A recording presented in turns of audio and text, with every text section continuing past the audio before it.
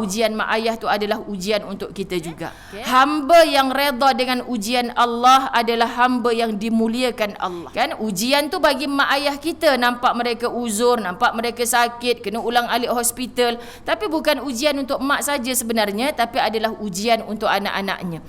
Ujian untuk kita. Kita sebut benda ni. Saya sebut dalam family group sahabat-sahabat, ini ujian untuk kita anak-anak mak. Sebab itu lagi sakit mak ayah, kadang perasan tak ada yang makin rapat hubungan adik-beradik. Tapi ada yang makin diuji sakit, orang tuanya makin jauh, makin salah menyalahkan. Semua kita ustazah anak perempuan. Bukankah dalam Islam anak lelaki yang kena jaga? Dahlah kita yang jaga, lepas tu abang tak tanya pula, pampers, ubat mak semua tak tanya. Sahabat-sahabat akhirnya makin jauh, makin salah menyalahkan. Kenapa berlaku perkara macam ni? Sebab dia tak nampak ujian mak ayah tu adalah ujian untuk kita juga. Okay? Hamba yang redha dengan ujian Allah adalah hamba yang dimuliakan Allah. Redha dengan ujian Allah adalah hamba yang dimuliakan Allah. Mak diuji sakit, dengan redha mak, Nabi SAW memberitahu dalam satu hadis bahawa Allah Subhanahu Wa Taala sedang menggugurkan dosa-dosa orang yang sakit. Sahabat-sahabat muslimat, bila kita berziarah akan orang sakit, jangan cerita benda-benda yang merisaukan pada dia. Macam mana hari tu buat operation? Itulah macam ni jugalah, tak ada ni pun. Samalah jiran saya dulu macam tu. Lepas 3 hari jalan terus. Kan sahabat-sahabat, kawan tu kau keluar sekarang. Kan? Jenuh kita kan. Kita sebutlah dekat dia, insya-Allah paling kurang sahabat-sahabat dirahmati Allah, sakit ni apa kata Nabi? Sedang digugurkan dosa-dosanya, Masya Allah. Mungkin kita iktikaf lama dekat Masjid Al-Mu'minun, Ramadan tak balik rumah, iktikaf 10 malam akhir contoh. Belum tentu lagi dipandang Allah, belum tentu lagi diterima Allah. Sahabat-sahabat kita tak tahu penyakit-penyakit hati yang ada di dalam ni. Tapi dengan ujian macam ni, kita redha Allah sedang gugurkan satu persatu dosa-dosa kita. Itulah cara saya selalu memujuk mak.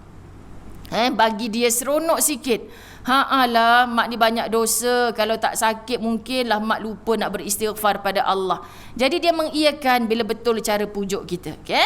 Semoga bila bertemu Allah kelak, mak menjadi hambanya yang dijemput masuk ke dalam syurga kerana telah habis gugur segala dosa asbab mak redha dengan ujian sakit ini. Jadi sahabat-sahabat tak perlu kita berada di atas pembaringan. Kadang-kadang kita diuji dengan pelbagai. Sekarang ni guru kepada Muslimat Masjid Al-Mu'minun juga, Ustazah Nuruzana Natiyah, kan positif COVID bersama dengan suami. Muslimat dirahmati Allah. Sekarang kita risaukan bayinya, anak-anak kecilnya, Masya Allah. Juga Ustazah Ainun Mardiyah belum sembuh. Ustazah Nazirah Alhamdulillah sembuh dah.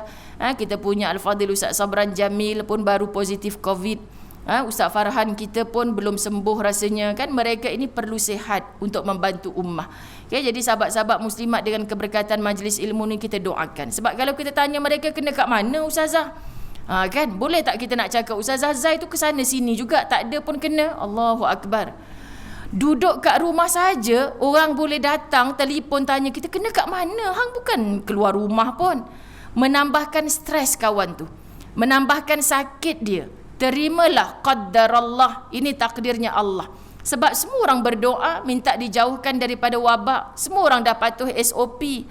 Semua orang tak nak dijangkiti. Tapi kenapa Allah singgahkan pada kita? Ada sebab.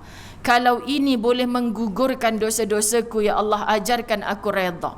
Selalu sebut pada hati yang diuji dengan kesakitan. Okay? Sahabat-sahabat muslimat, jadi kita bantulah mereka dengan doa insya-Allah. Okay? Dan seisi keluarga, khususnya anak-anak mak yang bersusah payah mengambil peluang menjaga mak dengan baik, turut diberi kebaikan oleh Allah. So dengan kalangan adik-beradik kita cakap, mungkinlah tiap-tiap bulan kita bagi duit, tapi tak baik di sisi Allah tu. Ada rasa aku seorang je bagi duit dalam 5 beradik ni. Contoh, kita takut kebaikan kita tu terbatal. Jadi muslimat, Allah nak bagi kita ni ada satu benda yang kita buat untuk orang tua kita yang boleh membuka syurganya Allah. Allah sakitkan mak ayah kita. So dalam 5 beradik tu Allah nak tengok siapa yang paling ikhlas pun Allah pandang. Maka kalau ini boleh menggugurkan dosa-dosa kita, ambil peluang. Sampai ada orang sanggup berhenti kerja. Sampai ada orang sanggup ketepikan peluang-peluang. Sahabat-sahabat, mak saya tengah stroke dulu, saya punyalah meratap kalau boleh bersujud depan dia. Mak kena bawa jemaah ni pergi Mekah, raya dekat sana akhir Ramadan. Macam mana mak? Tak payah nak sibuk-sibuk, mak sihat kat sini, ada adik-beradik lain jaga. Tu tanggungjawab engkau, pergilah, buatlah yang terbaik. Kalau Allah kata kita jumpa, nanti jumpalah. Tapi kalau Allah kata tak jumpa, engkau duduk jaga sebelah mak, pegang tangan mak pun tengok-tengok mak meninggal dah. Tak jumpa juga. Faham sahabat-sahabat dirahmati Allah? Maksudnya lapang dada orang tua. Sebab dia tahu walaupun jauh hatinya bersama. Jadi kita pun boleh laksanakan kerja kita dengan tenang. Jangan kita jadi ibu dan ayah muslimat dirahmati Allah, kita rasa takut nak mati. Kalau mak mati seorang-seorang, nanti anak mak tak pegang tangan mak, tak ajar mak mengucap syahadah, macam mana? Sebenarnya atas kita. Kita kuat, kita buat persiapan, kita tahu saat kematian tu boleh menjengah tiba-tiba. Sahabat-sahabat muslimat dirahmati Allah, bukan kerana anak kita teman atau tidak. Bukan kerana doktor yang kita bayar mahal-mahal, bukan. Tapi kerana iman dan ketakwaan kita.